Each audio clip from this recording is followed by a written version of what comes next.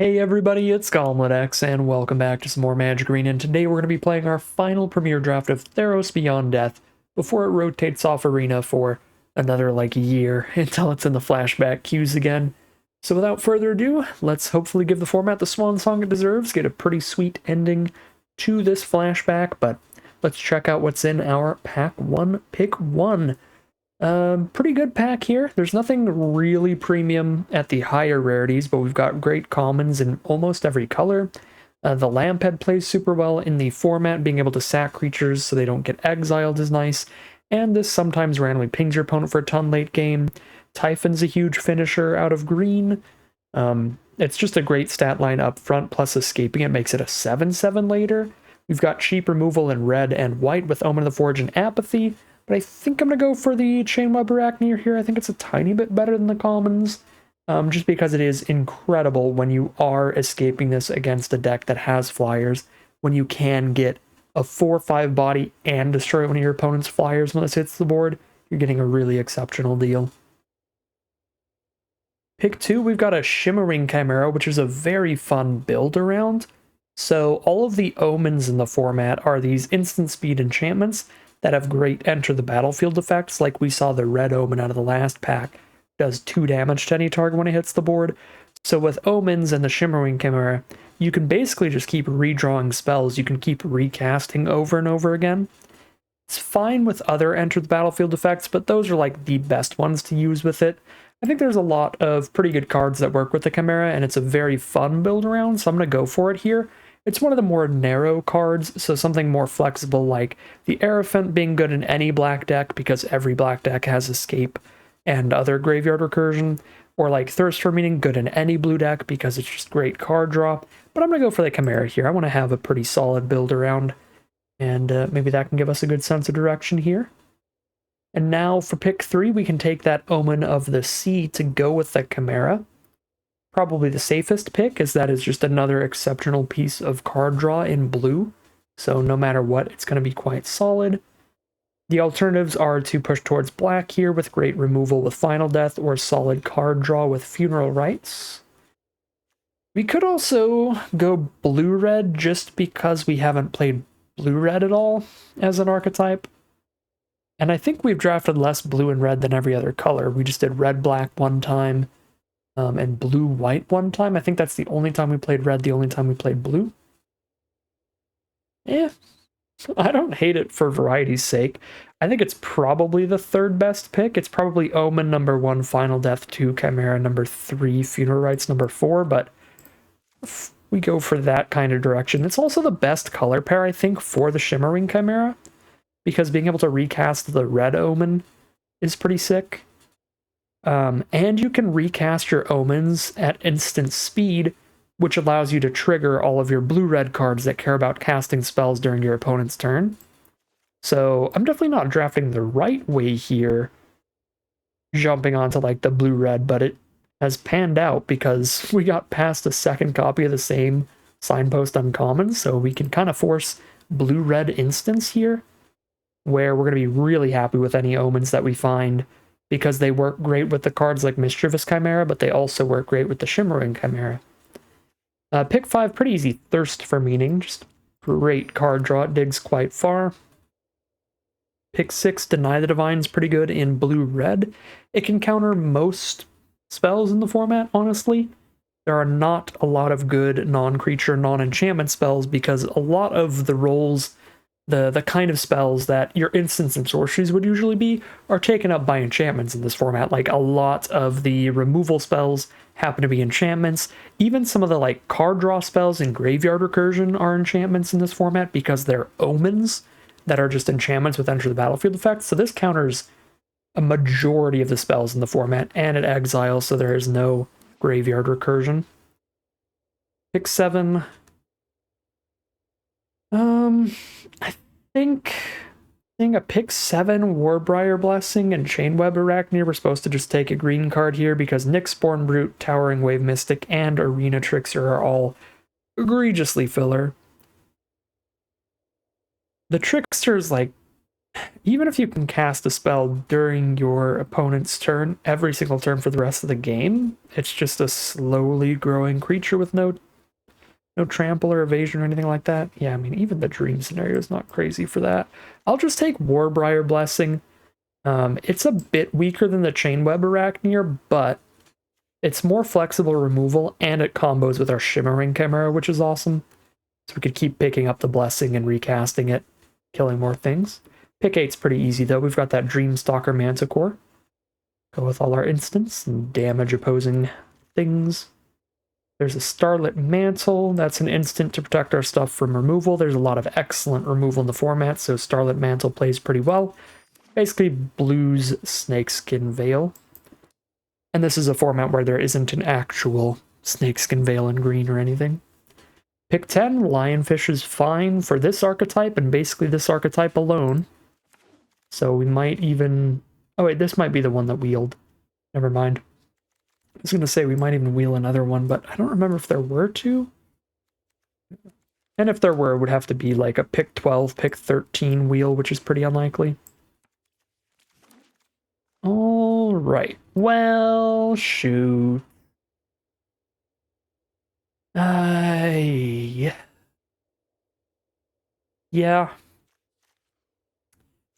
Cetessan Champion is a criminally powerful card in this format because it's so easy to play a lot of enchantments. Yeah, we don't have anything super powerful in red. I just like the idea of playing the color pair. Best stuff we have there are the blue-red uncommons. These red cards themselves are not great. All right. I mean, we saw a Warbriar Blessing and a Chainweb Arachneer very late pack 1. So green is certainly open enough to jump on this Cetessan Champion and go for it. So, yeah. Shame. We will not get to play a second red deck here because that pretty much forces us onto green. The card is just absurd. I like Witness of Tomorrows as a flying finisher. I also do like Eidolon of Philosophy. This format can play out a lot grindier. If you saw our last draft with our Rakdos deck, a lot of those games came pretty close to milling. That's just how long they went. So you can get to 7 mana, and a draw 3 is huge in the late game. So I think the card is solid. It's still a ton of mana, so it's not like a super duper high pick, but it's a good card nonetheless. I'm still going to take the big flyer, though. Another Chainweb Arachneer, I guess. Seems fine. Actually, another Deny the Vine. I like that. Because I've already said just how solid that is as a counterspell. Let's see. We gotta recontextualize our blue spells now, though. It's like Lionfish is significantly worse than blue-green. I think green's a lot worse at holding up mana at instant speed. It's harder to hold up a counterspell, but if we just have enough blue card draw spells like Thirst for Meaning, that'll give us something to do with our mana no matter what. So that helps have an alternative use for our mana if we don't end up countering something. Maybe don't take it this highly, though. I'll take the Chainweb Arachneer. There's Omen of the Sea. Incredible card with Shimmering Chimera, and also gives us another instant speed piece of card draw for something to cast when we're not casting Deny the Divine, and that's in our hand. Love that. Pick 5. Caryatid is great in pretty much any green deck. Green's got some beefy creatures higher up on the curve. This can ramp into them. Take another Starlit Mantle, but we don't have a ton of creatures to protect right now. Currently, we're running Starlit Mantle just because we really want to protect this Cetessan Champion. Our creature count's pretty low for trying to run a second this early. We're trying to draft a second this early. Pick 6. Wow. Could be the triple Chimera deck. Oh, what am I taking this over, realistically? Loathsome Chimera? That's a pretty good escapability, and also Relentless Pursuit. I don't know, there's tons of Iroas's Blessings flying around this pack as well, so maybe we wheel some of those. This is probably a dumb idea, but I'm going to throw a tiny bit of speculation back on red. Pick 7. You can try to win with Thassa's Oracle in this format. Not with this deck, really. But there's some cards you have in the format that are good at just self-milling like crazy. We haven't really hit any of them. I guess Towering Wave Mystic is sort of one of them. I mean, it's a fine card, even if you don't win with it. Just a 2-mana 1/3 that scries 2 minimum. It's okay.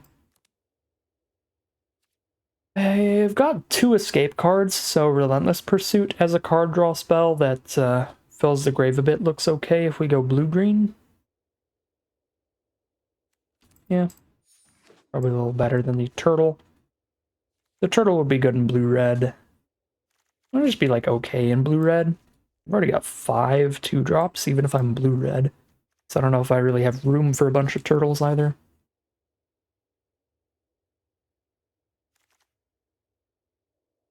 Ooh, another Thirst for Meaning. Well, that's just going to be incredible on either deck. Basically nothing here. I do like that the Oriet gives us some flood prevention and kind of a mana sink late in the game. We wield the Deny the Divine, which I'm very happy with.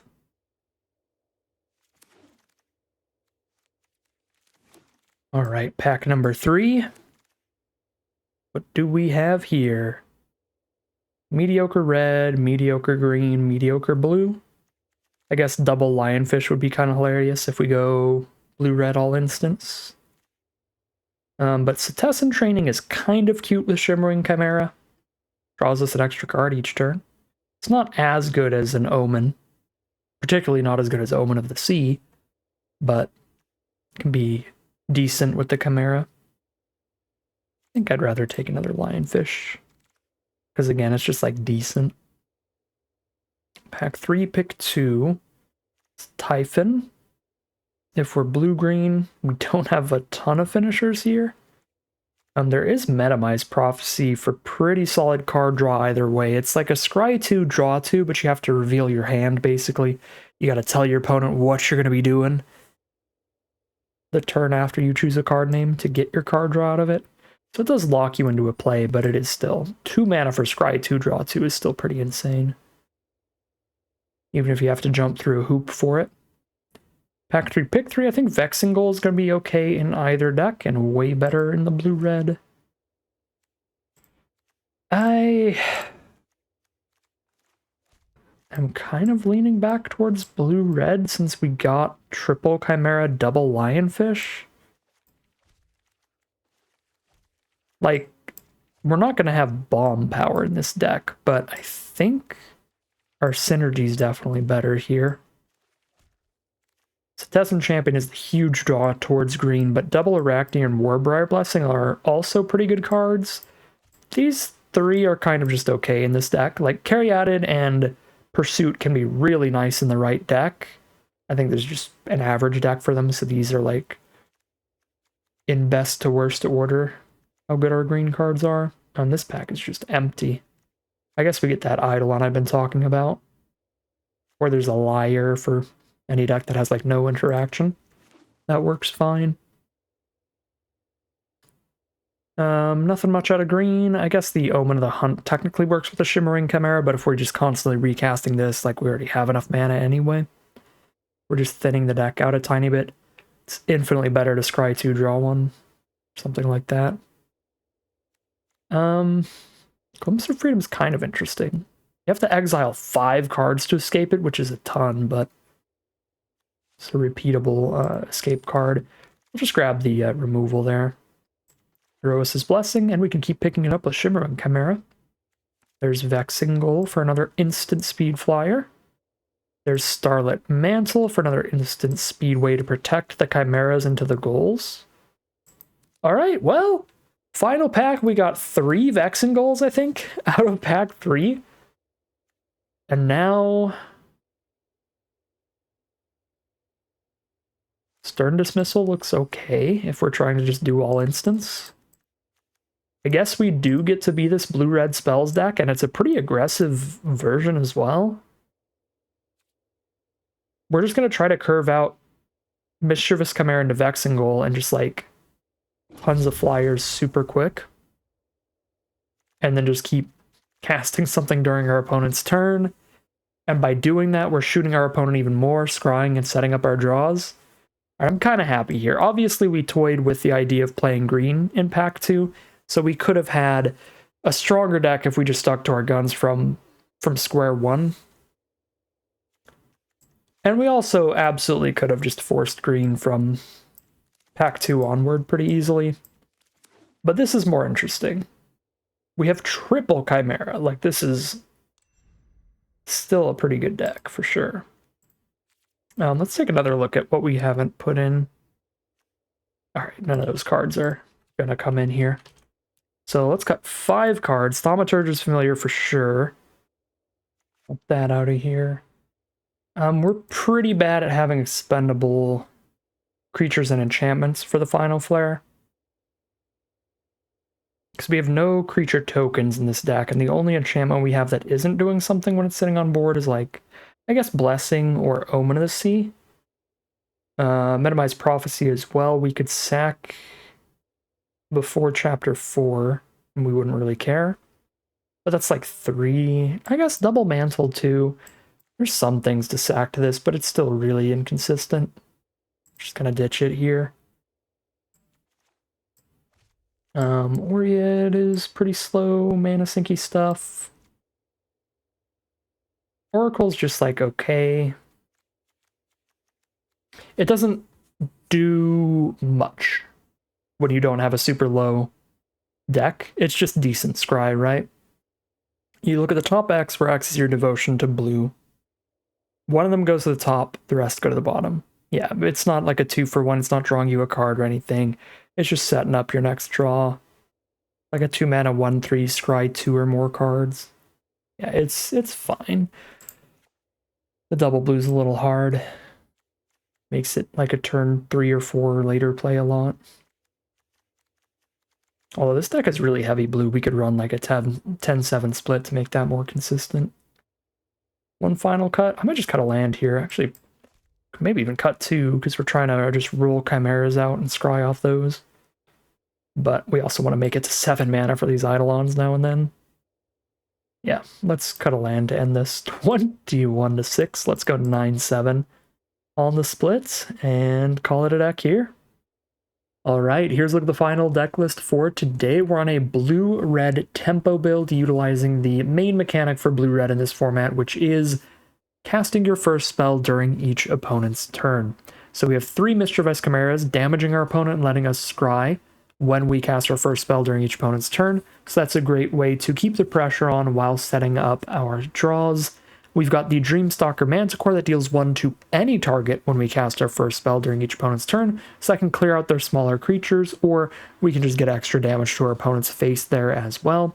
And we've got double Stinging Lionfish to tap some things down as we're casting spells during our opponent's turn. So with all those cards, really want to just get to the board early with 2 drops as well as some 3 drops like these Flying Goals and that Manticore. And then we want to start casting all of our instant speed card draw and interaction and stuff. We have a couple counter spells at instant speed with Deny the Divine. We have excellent card draw with 2 Thirst for Meaning and an Omen of the Sea. We also have protective counter spells like Starlit Mantles to keep our important threats like the Mischievous Chimeras on board. And we've got Stern Dismissal as a bounce spell, and 3 of our creatures, our triple Vexing Goal, can also be cast at instant speed to trigger all of those other cards. So those are the main mechanics for the deck. That's the stuff going on in blue-red as an archetype. As for some stuff that's slightly unique to this deck, we also have Shimmering Chimera combos, where this can repeatedly pick up and recast Iroas's Blessings if we need to use more removal.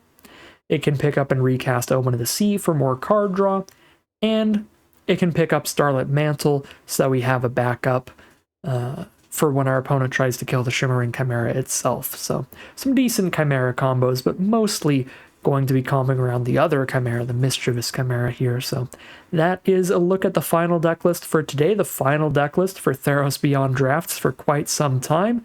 Hopefully it plays out pretty well for us so we can play a lot of games with it, but we'll find out soon enough as we head into the gameplay. Alright, here we are on the play for game 1. Got a solid curve here. We get to draw a lot of cards off this Minimize Prophecy to set up for the long game.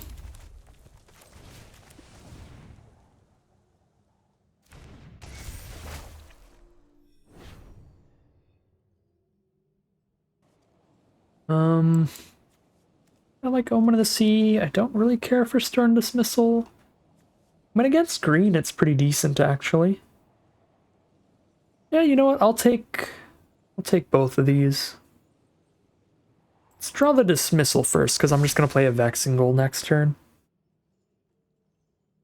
But green could slam down like a 4-mana 4/4, and then just bouncing that is a fine deal.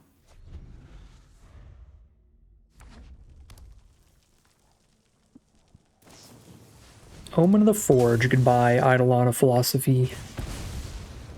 R.I.P. So, we just go for huge card draw next turn with Omen of the Sea. Or I could say Vexing Goal, and then I can cast a Vexing Goal and hold up a Stern Dismissal. I don't hate that. I'm actually going to go Vexing Goal here, and we'll just run out both of these. Do make sure with your Metamized Prophecy you're choosing what you're going to play next turn. You're prophesying the future, not the right now. Destiny Spinner shuts off all our counter spells. That's a bit of a problem. We might hold on to the Stern Dismissal for if we top deck one of our counters, because we've got a few of them. So I could see holding on to this thing so that I can bounce the spinner and then counter something in the same turn. Depends what they cast, and it depends what we draw. If they do slam out a 4-mana 4/4, might still be worth doing it, but we'll see.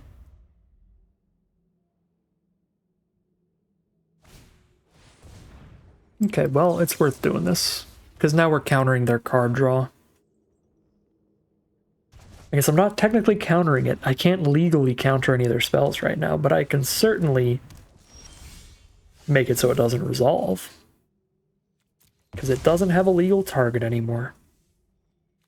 Alright, here's Mischievous Chimera. Then I can Thirst for Meaning, discarding an Eidolon of Philosophy at worst. We've got 6 flying power in the sky. They're straight up just dead in 2 swings. Because we get that extra Chimera burn as well. Yeah, they need some more removal to get out of this one. And they need it fast.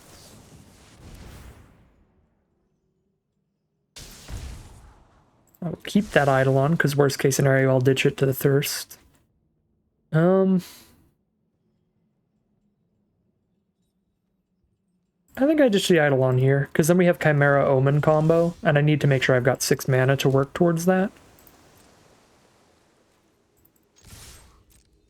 Now we're obviously going to cast the Shimmering Chimera, rather than hold on to Deny the Divine, because I can't counter anything with Deny the Divine anyway.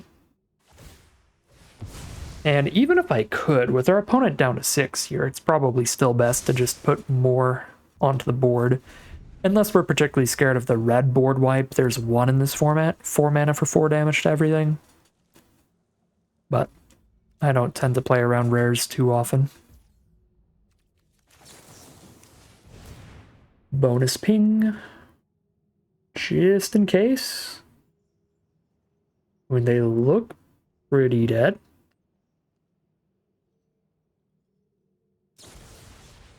They've got the Return to Nature for the Bounce Chimera, so we don't get to double up the Omen of the Sea.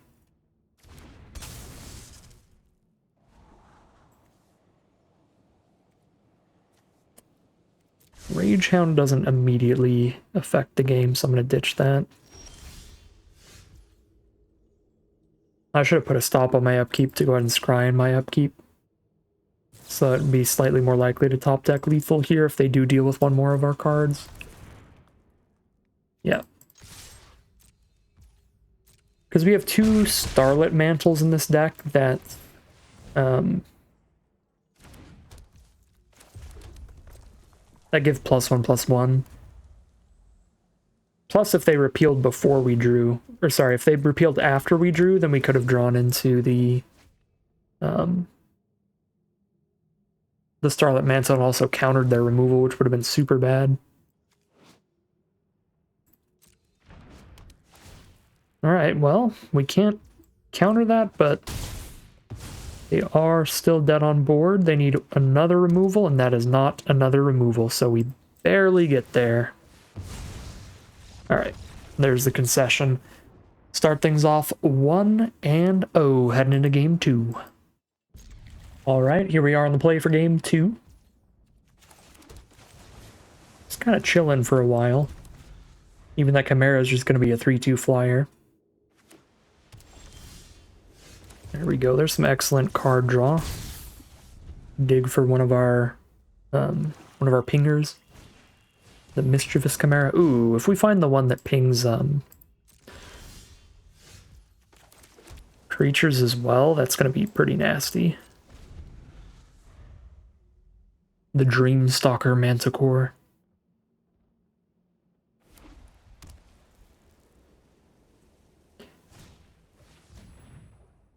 I'm not going to counter that. That's pretty annoying, though. I can always bounce the Leonin later, and then the Sentinel's Eyes falls off, but I think for now I just take this and still set up. There we go. Stinging Lionfish and Mischievous Chimera both put in a lot of work here. I kind of think I have to ditch Shimmering Chimera, sadly. Because we don't have anything that combos with it right now anyway. And then we just load both of these onto the board, and one of them is going to be around next turn, even if they throw removal at something.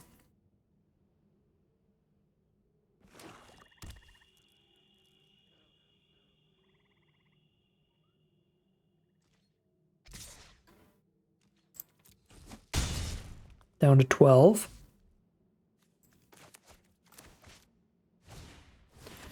Banishing Light. I can Stern Dismissal a Banishing Light and then deny the Divine when they recast it. Oh, there was a great card to go with the Shimmering Chimera. I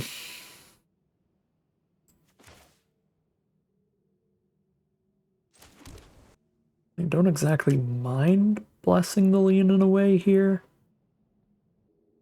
I kind of want to save Blessing for something better, though.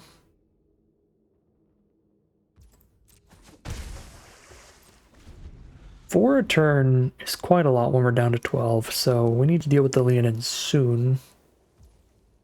But not yet.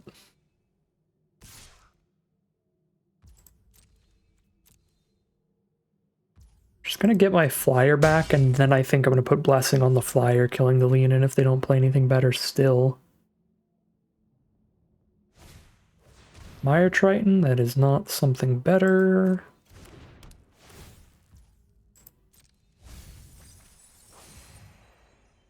Okay.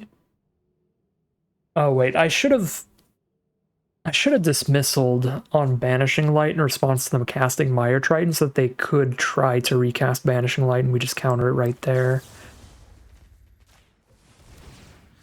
But maybe we can get them to try to recast it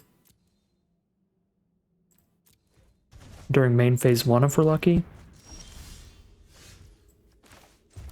But yeah, this means I don't get to Iroas's Blessing now.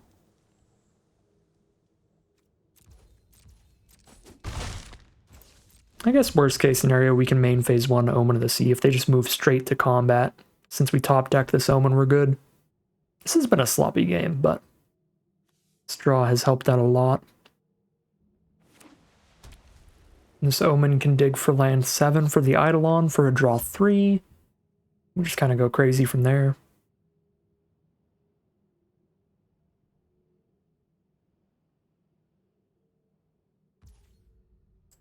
Yeah, they're going straight to combat, so we Omen of the Sea. Tap that Leonin.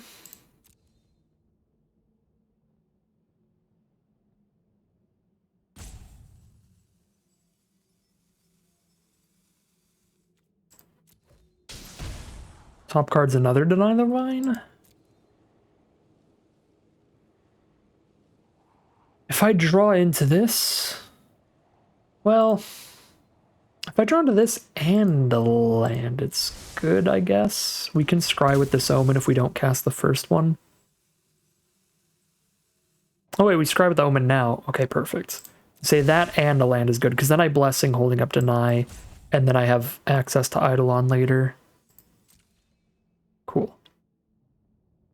I keep getting confused with Chimera into Omen, seeing the first scry and like thinking it's the Omen scry type stuff.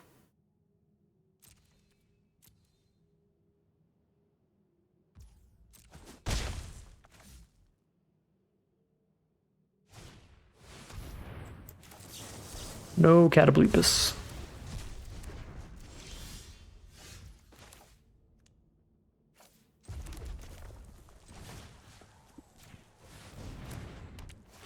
Okay.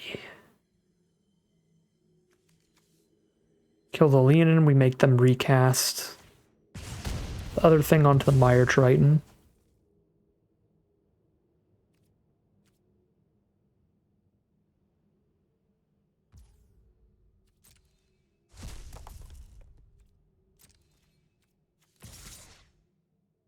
Not blocking with Eidolon because we have all the mana we need to draw cards off of it, so we actually just send everybody in because nobody's blocking here.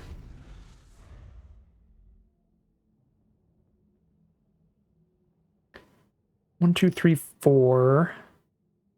So we hit for 9 here. Well, we hit them down to 9 here when we cast Deny the Divine. And then we have 1, 2, 3, 4, 5, 6 on board. Put them down to 3 life. I don't think there's any top decks that can kill them when they're down to 3.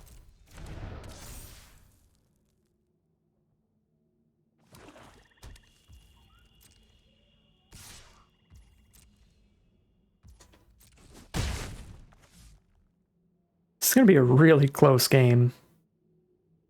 It's literally we're at 3, and if we send in with everybody, they're at 3. But then I die, so we have to hold some stuff back.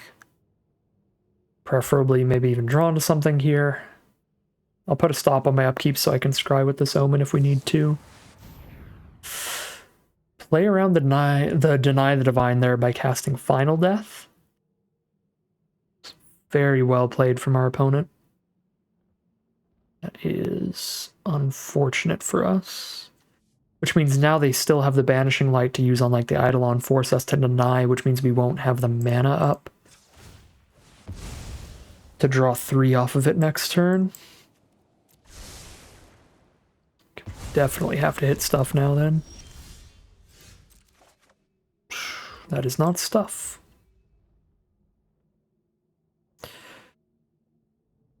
Well, I guess on the plus side here, if they try to Banishing Light the Eidolon, we just draw the 3 and then still trade in a Lionfish. So they actually have to Banishing Light the Lionfish. Pre-combat, otherwise we just trade it. Okay, so we just trade it. Well, do we?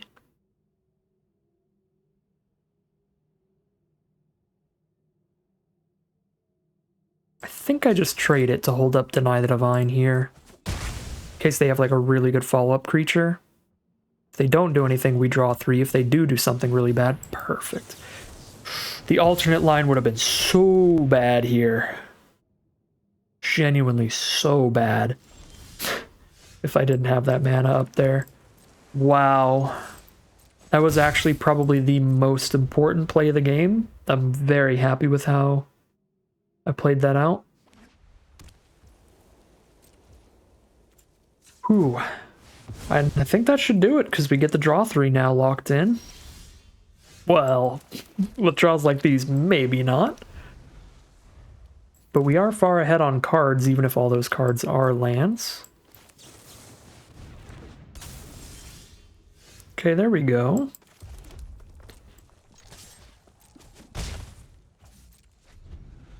They get to Banishing Light this goal. That's not good. That's a one-shot lethal. Ooh, and they hit a 5/5 to escape. Well, we got into a top deck war with a 3-card head start and still might lose the top deck war. There was a big life total difference though, so that's important too.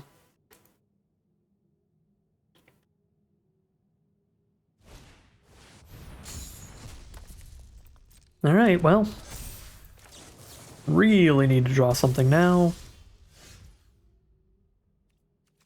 That's wild. Now I literally die. Because I can't even chump. They just Banishing Light because we're so flooded. They don't know that though, so they might play around Deny the Divine again.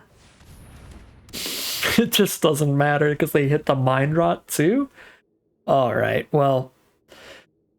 The early game could have been played a bit more tight for sure. I don't know if it could have been played 7 more damage worth of tight, but I'm very happy with how we played those last few turns out. We just drew way too many lands in a huge clump, so super disappointing ending on that one for 1-1 heading into game 3. Here we are on the draw for game number 3. Mono red is a hard sell on the keep. We have 9 blue sources in the deck. 27% of our draws. Better than a 1 in 4 chance. We have... Can I wait 4 draw steps here? We're drawing on turn 1 this game. I'm going to keep with the Dreamstalker Manticore in hand. If we didn't have a single mono red spell, I would probably just mull, but literally any land in the deck gets us to Manticore, and the odds of not hitting any land in 3 draw steps are astronomically low. We're at 44% chance to draw land already. So we'd have to fail a 44 3 times in a row. Boom. We hit the blue source. We won a 1 out of 4 chance in the first 2 attempts. It's pretty great luck, actually. Again, it was a little bit higher than a 1 in 4, right? It was 27% chance, and then every non-blue land that you draw technically makes it slightly higher. So it's probably a 27 and then like a 28 or 29% after that. You know, with that All-Seed on their board, I kind of like dropping this Dreamstalker Manticore. There's a lot of auras in this format, so they might just throw a Sentinel's Eyes onto it or something to get it out of reach. But if they don't, they're going to have to kill this Dreamstalker Manticore. We're threatening to kill their All-Seed for free. Yeah, there they go. Hydra's Growth, fair enough. That's terrifying. A Hydra's Growth lifelinker is a very bad time. So we need to find a way to deal with that quickly. I guess a way to deal with it is to keep tapping it down with a Stinging Lionfish, but that's super hard to do with a single blue mana. So I kind of want to Thirst for Meaning first. I will offer the Manticore trade for it. Because that would also be an answer to the inevitable, like, 10-10 lifelink. Just kill it while it's a 2-2. Alright. So I'm going to Thirst for Meaning over Lionfish here, desperately looking for blue sources so that I may be in a position where I can play a Lionfish plus hold up an Omen. I could also have just, like, casted a Lionfish there and I guess held back the Manticore to block the 3-3. But I want to get these things sending in. It's not even that valuable to do it, though, because of all the life they gain back. But then we ping for 2. This is still a net of quite a bit of damage to them. Even if they do gain 3 here.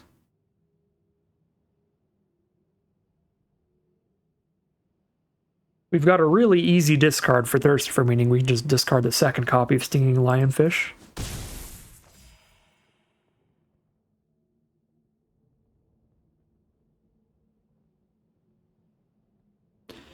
So we're looking for Stern Dismissal would be insane. Just bounce the All-Seed and get rid of Hydra's Growth forever.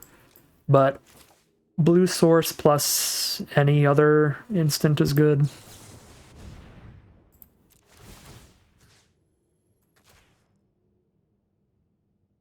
We've got another Thirst for Meaning. We've got an Omen of the Sea. We've got the Starlit Mantles would work as well. The Vexing Goals. Just like Island Vexing Goal would be sweet.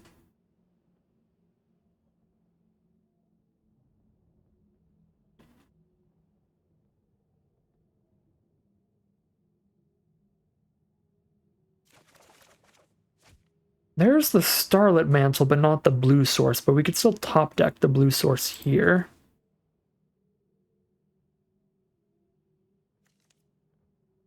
Maybe we discard the 5-drop because we're always going to want mana for instance up, ideally. I'm actually going to discard the 5-drop here. That's not the blue source. But it's an interesting option here. We can test the waters casting an Eidolon of Philosophy. I guess it doesn't really matter though.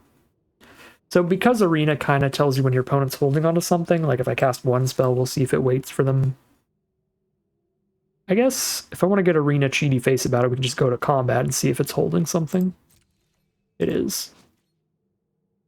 Oh, yeah, we can't even go cheaty face about it anyway, though, because the Alseid can target the Hydra's growth. There would be literally no point in doing that, but because it can do that, it's not going to auto pass through and just tell us that the shields are down. So we should have hit for 1 more damage. But I guess we can Blessing the Eidolons so that they do have instant speed removal. They don't kill an actually important threat here. They didn't have instant speed removal. That was going to be probably the most likely way for them to stop that. They just instant speed removal whatever I put that on. Now what? Lionfish only triggers during our opponent's spell. Our opponent's turn, so we can't tap the Archon to kill them here. We can just send in the Manticore.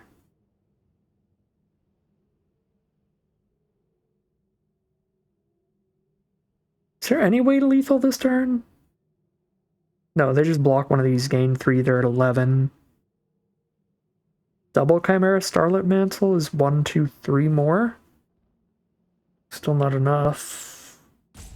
Okay, there's no way to lethal, so we just send in the Manticore. They can't really block. We drop a Lionfish.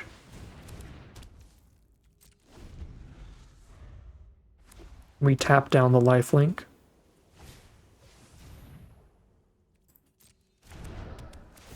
But I guess the token has lifelink too, which is kind of absurd.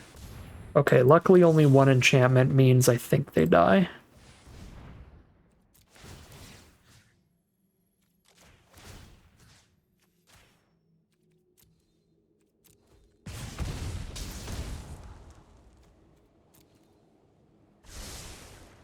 There's another instant, so if they somehow don't die, then... Oh, they do gain life equal to the Hydra's growth. That's maybe enough to be alive, then. But now we can play another Chimera and then a Vexing Goal to shoot. Yeah, so we're good. We do this.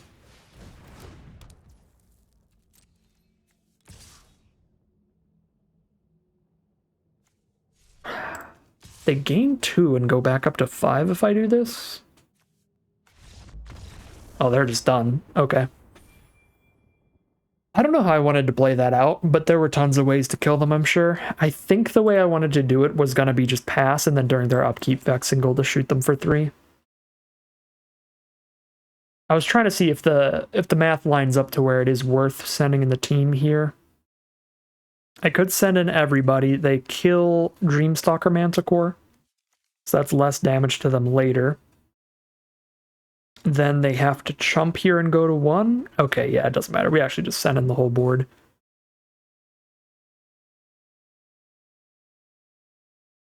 Because if they do that and that, they're at 5, taking 5. So yeah, their blocks have to be Storyteller on Manticore, Lifelinker on 3/3.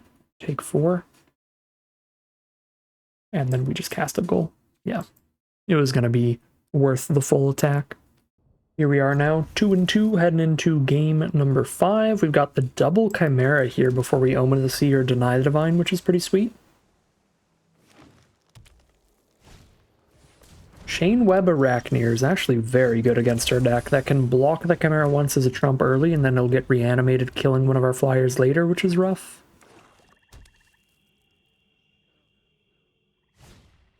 Skola Grove Dancer. That can fill the grave and gain them a little bit of life while it does so.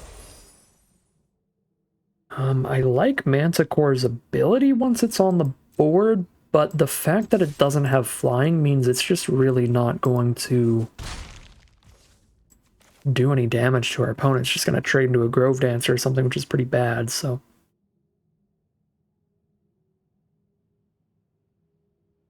I guess mana-wise, it wouldn't be terrible to hold up Deny the Divine and then go Chimera plus Omen of the Sea. But that only works out super well if they cast something I really want to deny this turn. I think I'm still going to play another Chimera before we load out either of these, or before we run out of either of these. Doubt their 3-drops that good. Yeah, it's just another Grove Dancer. Sure. Wow. Alright, well. Now we're not countering anything for yet another turn, but that's okay because we're going to triple Chimera them.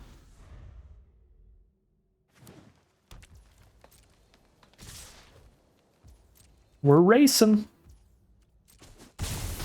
We're down to 12. They're down to super low after our next attack, because here's the triple ping. Look at all the Chimera friends we have. Boom, get out of here, Minimize Prophecy. Boom, get out of here, Mountain. Boom, stay here, Deny the Divine. And then we just make it so they can't resolve anything, right? We just Deny the Divine these next 2 turns and we're golden. Attack with everybody, deny. And then attack with everybody and game's over. Alright.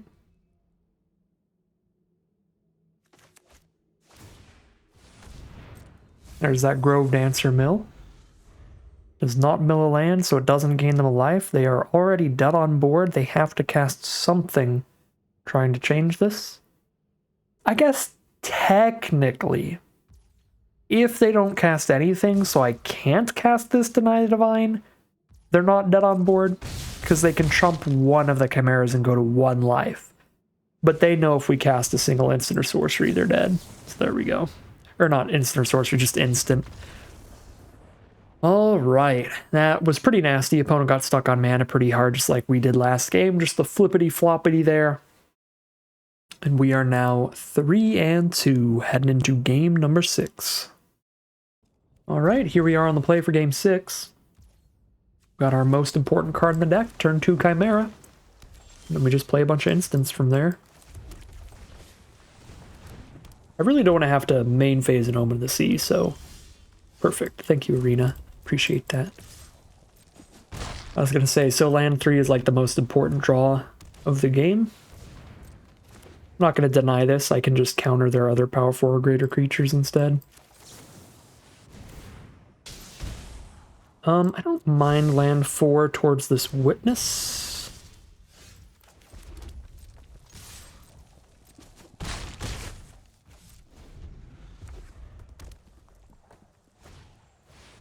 Alright, Cyclops gonna get countered. That's got Reach. And... How badly do I want to Mischievous Chimera? Not that badly. I can Witness next turn. It's got Reach and it lets the Warden start attacking us. The Flummox Cyclops, though, we could still get past it, right? If we attack with 2 or more creatures. So if we keep sending 2 flyers, then it doesn't matter. Ew. God, that card is so stupid. Alright. We're getting mega bombed on that one. They force us into a chump attack next turn, and whatever gets through is going to die to the Akroan War also. Don't hate this deny. Keep the Warden off of us again. Find Stinging Lionfish. Don't have double blue. We're gonna end up with just a Witness after all this. But a 2/1's never getting past this 4/4. Unless we're casting more spells to tap things down with it. Which we're not off of a single blue. Okay, that's better. Each tapped creature deals damage to itself equal to its power. Yeah, so they're just going to kill all my flyers, and I can't do anything about that. Well, we'll get Witness of Tomorrow's back when the Akroan War is over, at least. Unless they have, like, a final flare to sacrifice it. In response to this. They do not. Come back, Witness. Thank you. Iroas's Blessing. Alright, there it goes. There goes my hero.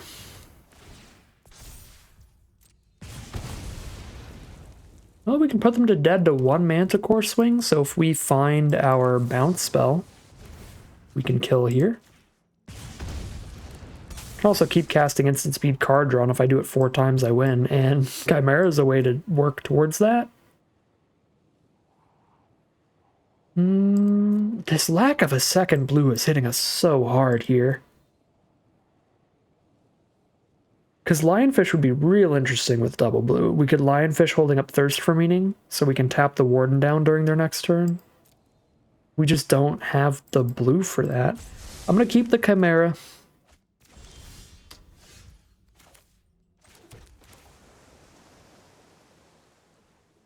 It's going to let us pick up the Omen. And give us a flying threat. Whoop. That would have been real bad.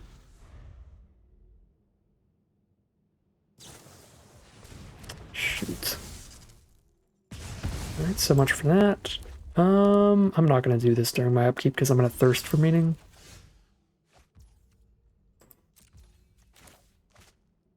I guess if I wait to Thirst for Meaning, I put them to 3, but if I do it right now and I hit a creature, I can cast it. I hit one of the other 2 Mischievous Chimeras, kind of thing. Yeah, I'm going to do this right now. Wow! Deja vu.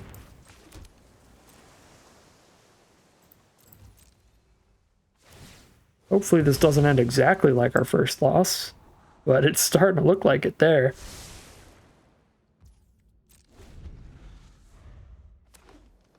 Alright, our opponent has some big issues too. I mean, they're scrying away and still hitting lands. There's a very important spell that kills them pretty fast. 2 swings.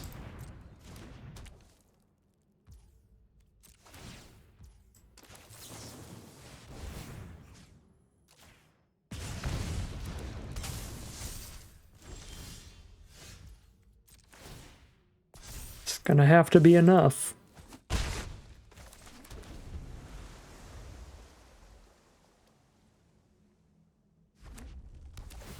Wow, this is wild.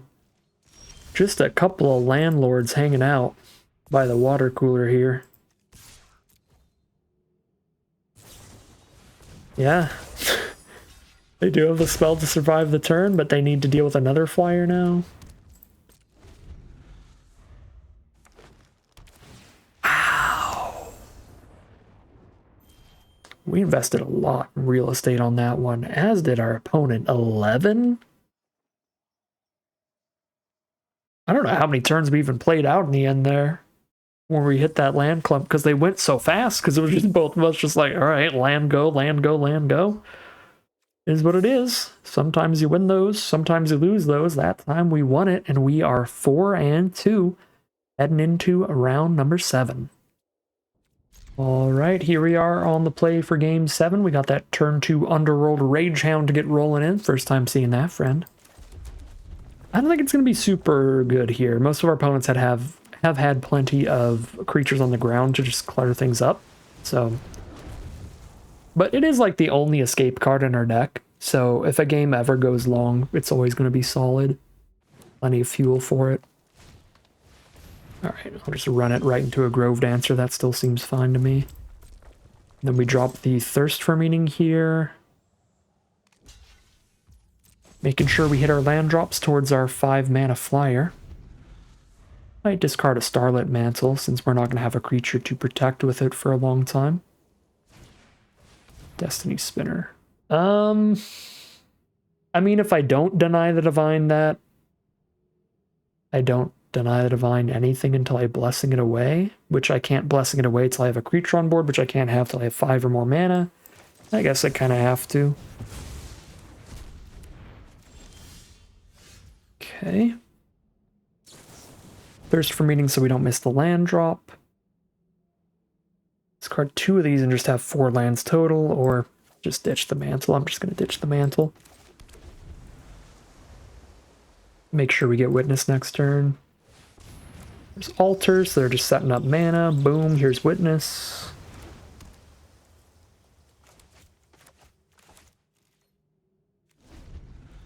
Got all the cards I need engraved for the Underworld Ragehound. Thanks to Thirst for Meaning and Deny the Divine. The Thirst got 2 cards by itself. No, 5 toughness? Oh dear. Oh, that thing's really good against our deck too. Whenever we cast an instant or sorcery makes a 1/2.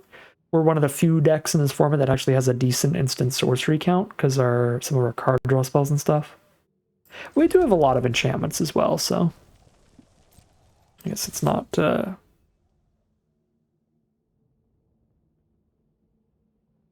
it's not like we're always giving them a spider.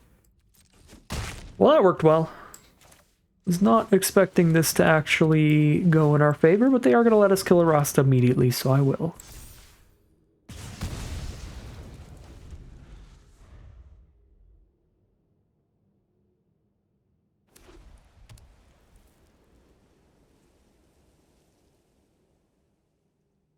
Yeah, I guess that's the thing about Iroas' Blessing, though, right? Either they just don't get to block with the Rasta, because if they ever do, I get to Blessing it away, or they do block with the Rasta and then I kill it, so yeah, no, we were good with that Iroas' Blessing setup.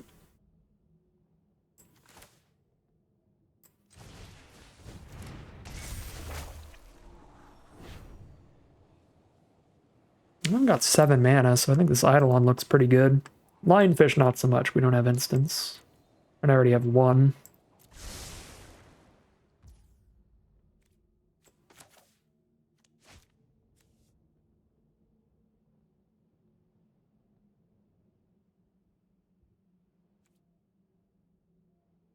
Send all this in. We're taking 3 on the crackback.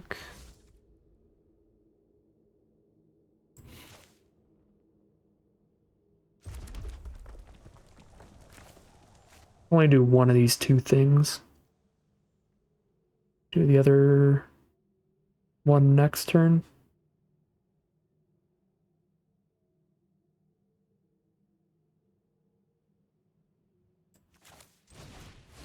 Because I know I'm not doing an instant, I think it's a little better to Ragehound.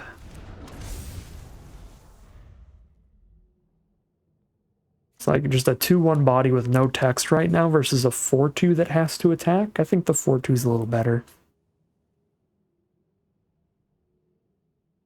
Because the 2/1 does straight up nothing. We don't ever want to attack with this. We don't ever want to block with it.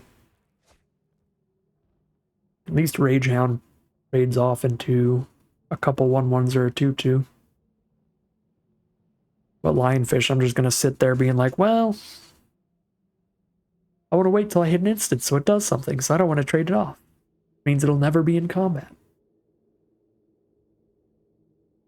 So might as well keep it in hand.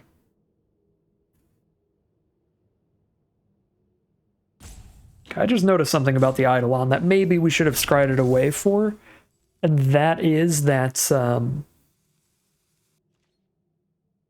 it's pretty awkward with Metamize Prophecy. Like, we're just not going to have the mana up.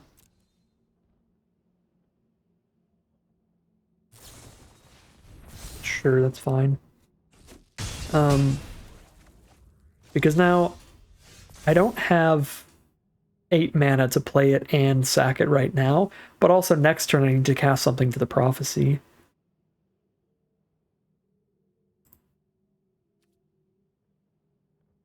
Just cast a Stinging Lionfish to the Prophecy. Because the 1/2 is a slightly better blocker than a 2/1 because it can block the 1/1 tokens and keep them off of us at least.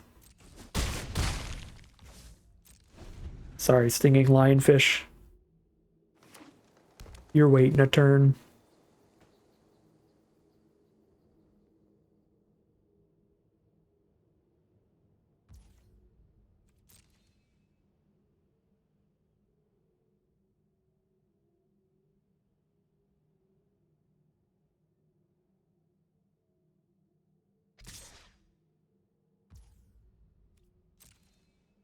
Down to 14.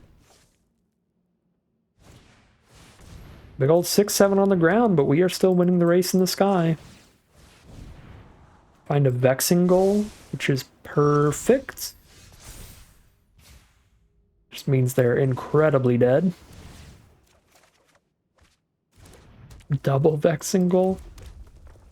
I only damage them off of the first one, so I can't lethal them until we get to attack again, but now they're just really, really dead if we get another turn. They're going to be at 1 life facing 4 flyers.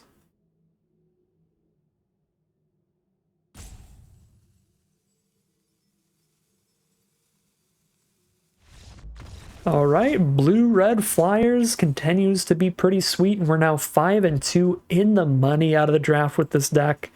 Great way to leave the format off whatever happens from here. We are 5-2, heading into round 8.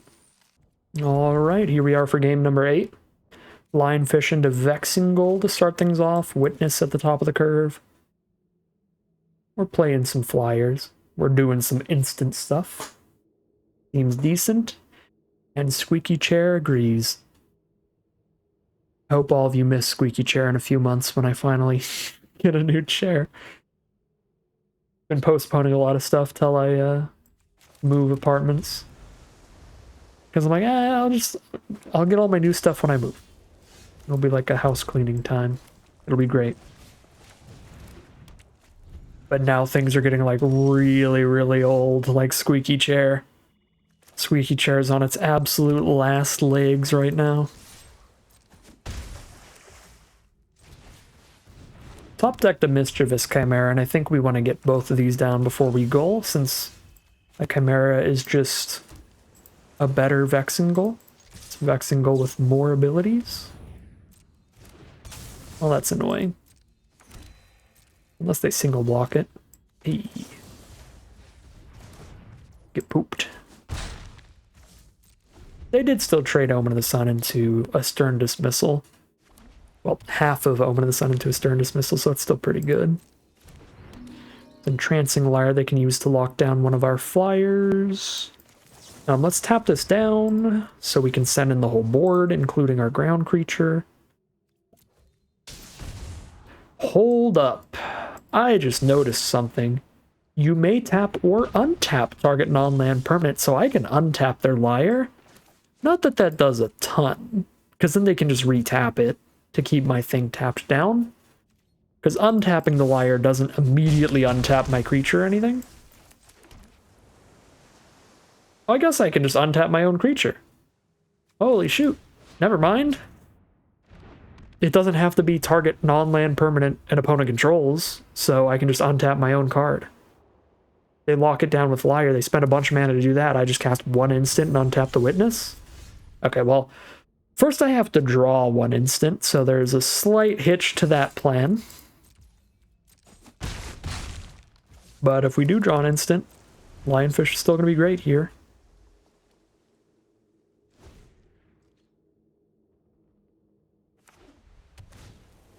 All Seed of Life's Bounty. Okay, a life linker, that does matter. Quite a bit. I think I'm going to scry in my upkeep if I don't see something good here. Yeah, because most of my instants are 3 mana or less. In fact, all of them, and we really want to hit an instant.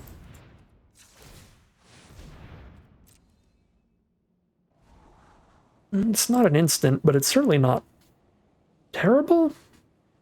It's not particularly good, though. It's relatively easy for them to play more blockers on the ground. I'm actually going to ditch that. Okay, that's pretty comparable. The only upside to the Dreamstalker Manticore is that, like, in theory, if I hit instants afterward, I get to do 1 more point of damage to my opponent when I cast those instants. But I'm already doing more than enough when I hit an instant here. I just need to hit the instant, not more cards that get paid off when I do.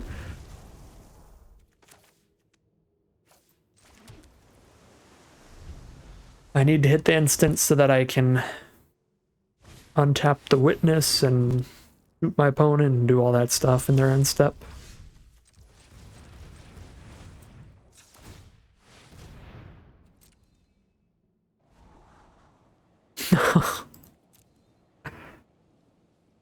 it wouldn't have been lethal, because the All-Seeing just protects the Pegasus.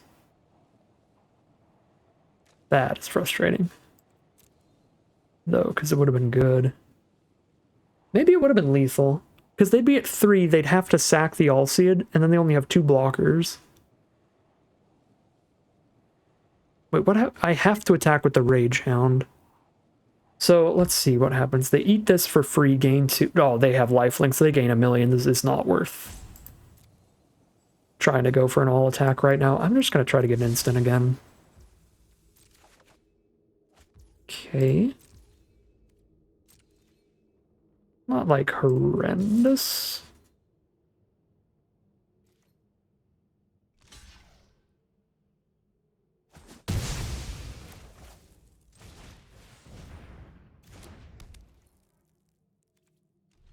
So, how many instants are in here? Because we put 4 non-instants on the bottom. 1, 2, 3, 4, 5, 6, 7, 8, 9. 9? It's like 50-50s. God, the Vigilant Lifelink is so rough. Double block, they trade the All-Seeing into the Chimera.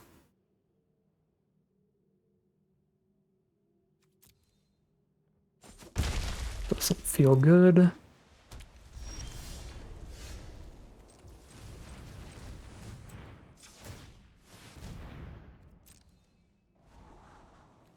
Sure. We kind of have to prey on this one a little bit.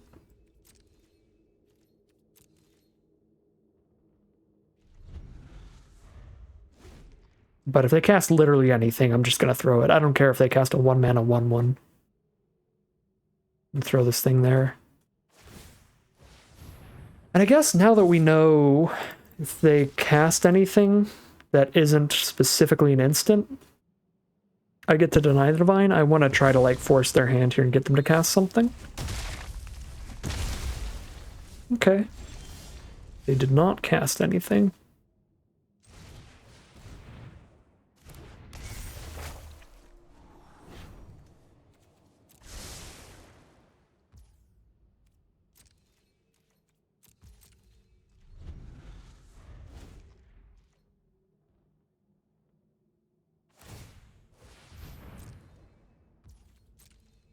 Sunmane Pegasus, my new least favorite card. I guess if I just kept the... The game has been so weirdly slow that if I just kept the Iroas' Blessing, I would just kill it now. I don't know how on earth they've just not cast anything else, though. It's kind of wild. Well, that is the world we live in, I guess. 3 cards. I need 1 more card in grave for Rage Hound. We'll see.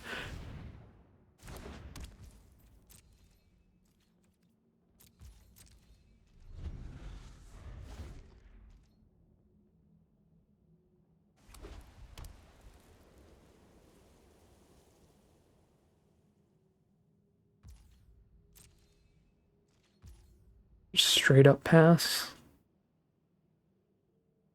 I can chump attack with a Lionfish to recast the Rage Hound at worst here.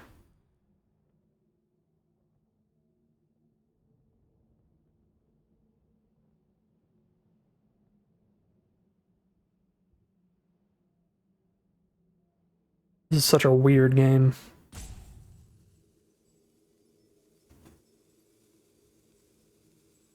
I don't appreciate it very much.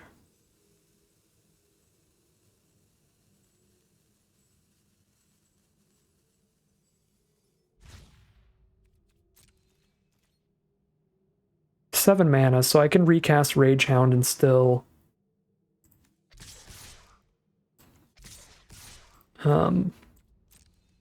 drop the Vexing Goal or deny the Divine here.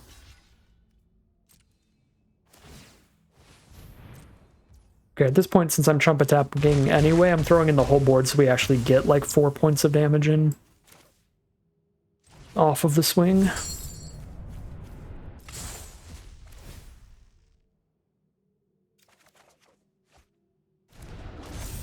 It's so weird that like flying has just ended up not mattering right now. There's just one lifelinking flyer over there?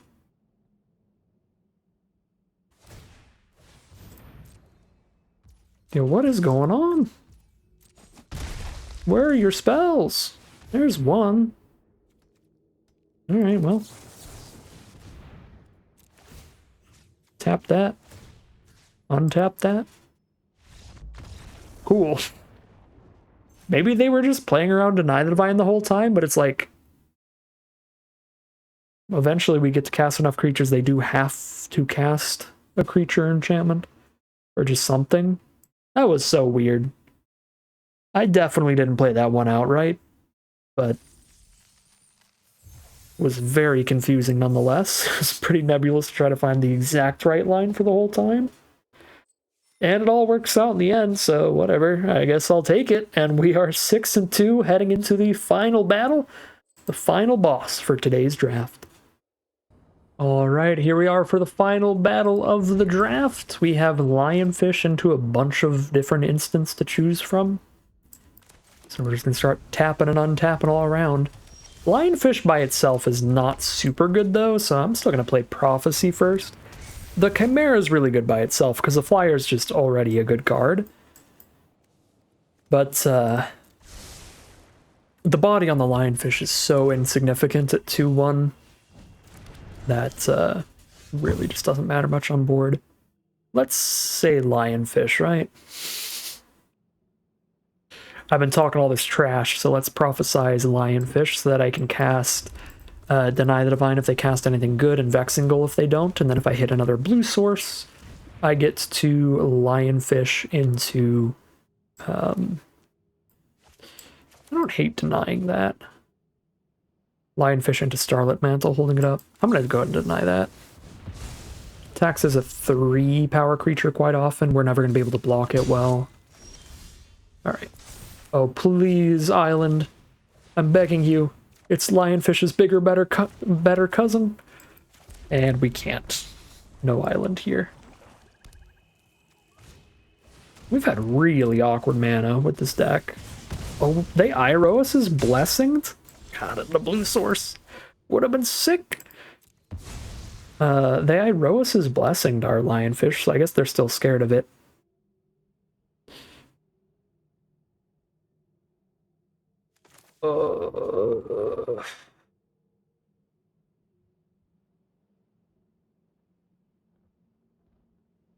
Double spell here.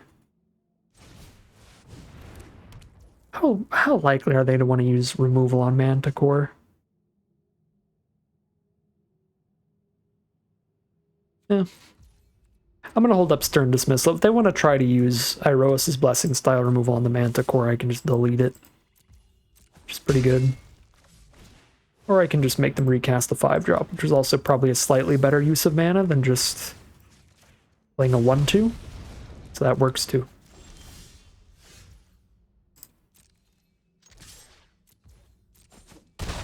Really love to hold a Starlit Mantle up, but we can't find islands, so I don't think we do. I think they're just going to recast a 4-5 probably. Yep. Island. Hey, now we're playing with gas. Now... 13 to 15. I'm taking quite a bit of damage. This might be a little bit too slow. Kind of want to go gold plus mantle. But only one of those is actually going to trigger something.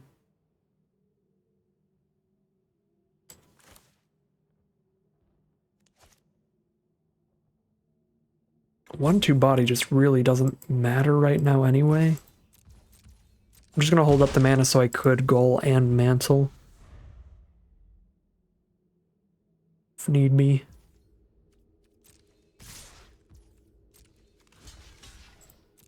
We definitely need to do one to try to kill the war leader. To win the race again. Cool. Maybe keep land. I've got double idle and I probably should have kept the land. but I'm also like trying to kill them in like 3 swings with a couple flyers. Oh, let's go. Let's go.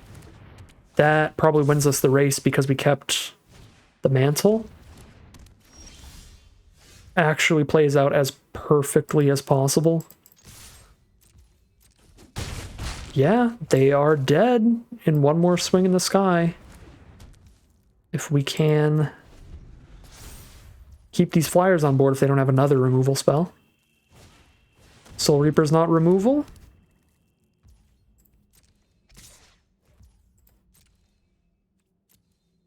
I have to attack with everybody next turn, but I'm going to want to attack with everybody because it will kill them. I'll put them to 1 and any instant kills them, and that's an instant. Ooh, I get to hold on to a Starlit Mantle on top of this? They are definitely dead now. I am not going to attempt to Starlit Mantle for lethal right now. Because if I try it right now and they respond with the instant speed removal, that is how they don't die. Alright. And now they die. Woo! Now that they're tapped out, we can just do it. Okay. I don't know what I'm doing with this archetype. I don't know what I'm doing with this deck. There's been a lot of weird, sloppy plays and lines and stuff. There's been a couple really nice plays to make up for it, but for the most part, I feel like I'm just throwing spells around and just figuring out what happens, and it's working out good enough. I guess we were just in such an open archetype that our deck was so good it still carries us to a 7-win run, so that's pretty sweet. Even in the draft, I don't think I really drafted right here. I just really wanted to maybe do blue-red, since it was an archetype we hadn't done yet, and we got rewarded with triple Chimera to really get there. And then even after going that direction in Pack 2, when I saw the champion, started speculating towards it, like, I feel like if we either just stuck to our guns on pure blue-red the whole time, the deck would have been a little bit better, or if we had full pivoted from the champion onward, the deck would have been a little better also, just as like a green-blue build or something like that. But, hey, you can't really complain at a 7-win run. Like, maybe we would have went 7-1 or 7-0 instead of 7-2. The prizes are all the exact same either way, so I will absolutely take it here. This is a pretty sweet archetype. I'm sure this archetype is super powerful if you're very good at Magic. For me, I think we have to get in a really, really open blue-red draft like we did today for it to be good, because there were a lot of awkward lines trying to figure out what to cast. There was like trying to figure out if I should Prophecy towards mana or not, stuff like that. A lot of sloppy stuff, but still just a lot of power and just getting a ton of flying damage on the board and interrupting your opponent's plans from there until they die to the flyers. Still, super powerful strategy that can grab you 7 wins, and it's nice to get a trophy run for our final draft of Theros Beyond Death. But that is going to end today's video. As always, I'd like to thank my patrons and YouTube members for their support, as well as you for watching the video.